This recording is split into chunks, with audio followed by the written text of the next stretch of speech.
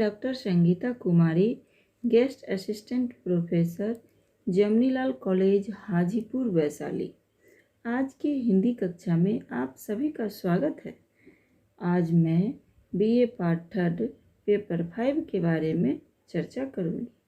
आज का शीर्षक है देव, राम वृक्ष बेनी पुरी जी के देव। तो सबसे पहले मैं राम वृक्ष बेनी पुरी जी का परिचय जानेंगे, उनकी जन्म मृत्यु। तो बेनी पुरी जी का जन्म सन 1902 ईस्वी में और इनकी मृत्यु सन 1968 ईस्वी में हुई। इनका परिचय है कि राम वृक्ष बेनी पुरी जी बिहार के मुजफ्फरपुर जिले में बेनीपुरी नामक ग्राम में हुआ था। इनके पिता श्री फूलचंद्र एक साधारण किसान थे।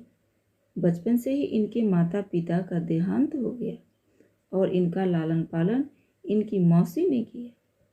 इनकी प्रारंभिक शिक्षा बेनीपुरी में हुई और बाद में ये अपनी ननिहाल में पढ़े। वे स्वतंत्रता संग्राम के अमर सेनानी श्री राम वृक्ष बेनीपुरी हिंदी के महान लेखकों में गिने जाते हैं। हृदय में देशभक्ति की आग और वाणी में शोले लेकर यह महान शब्द शिल्पी जब साहित्य सृजन के क्षेत्र में आया तो उसके एक क्रांति उपस्थित कर दी। सन 1920 ईस्वी में अध्ययन छोड़कर गांधी जी के असहयोग आंदोलन से प्रभावित होकर स्वतंत्रता संग्राम में कूद पड़े। आगे अपने स्वाध्याय के बल पर ही विशारद परीक्षा उत्तीर्ण की। ये राष्ट्र सेवा के साथ साथ साहित्य की भी साधना करते हैं। देश सेवा के परिणाम स्वरूप कई बार जेल भी जाना पड़ा। सन 1968 में इनका देहांत हो गया। इन्होंने हिंदी साहित्य की सेवा जीवन पर्यंत की है। साहित्य सेवा को इन्होंने अपने जीवन का मूल धर्म माना है। अतएव हिंदी साहित्य को इसे लाभान्वित ही नहीं धन्य हुआ।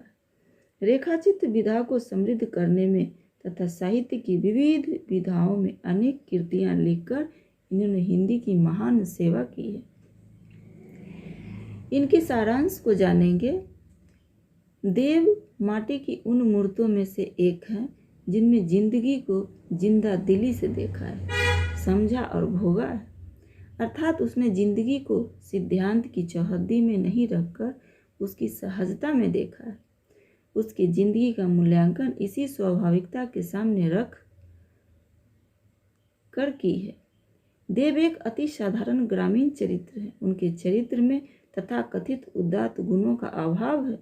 उसके चरित्र की सबसे बड़ी विशेषता यह है कि उसके जीवन को उसकी स्वाभाविकता में ग्रहण किया है।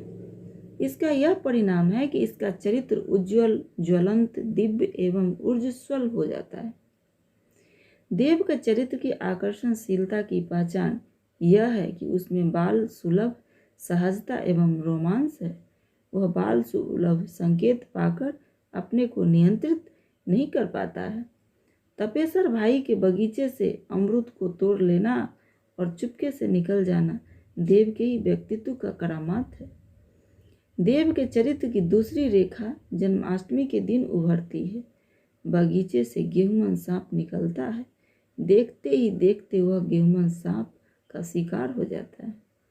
देव उस सांप को मार देता है। उसमें निर्भीकता कूट कूट कर भरी है। देव के चरित्र की तीसरी रेखा खादी पहनने के अंतर्गत प्रोद्भासित होती है। वह बेनीपुरी जी के सामने अपनी इच्छा को रखता है।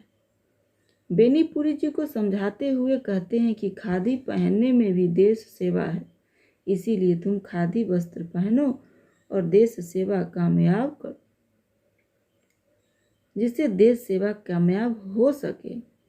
गांव वाले उन्हें देखकर कहने लगते हैं, 100 चूहे खाके बिल्ली चले हज को।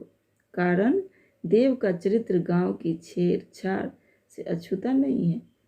देव के चरित्र की चौथी रेखा पटना कैंप जेल में सामने आती है।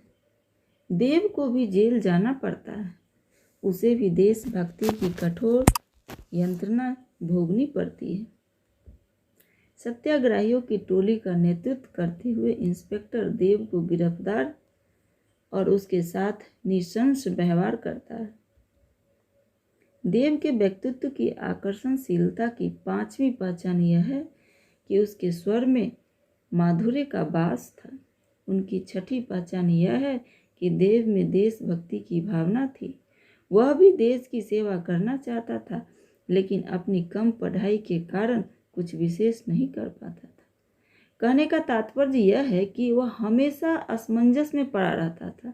इसीलिए लेखक से एक दिन कहता है, अच्छा कोई काम आप मुझसे कहिए जो मैं करूं, कोई अच्छा काम जो देश के लिए भी फायदा हो। लेखक के कहने पर वह खादी पहनना शुरू कर देता है। वह अपनी देशभक्ति का परिचय देता है।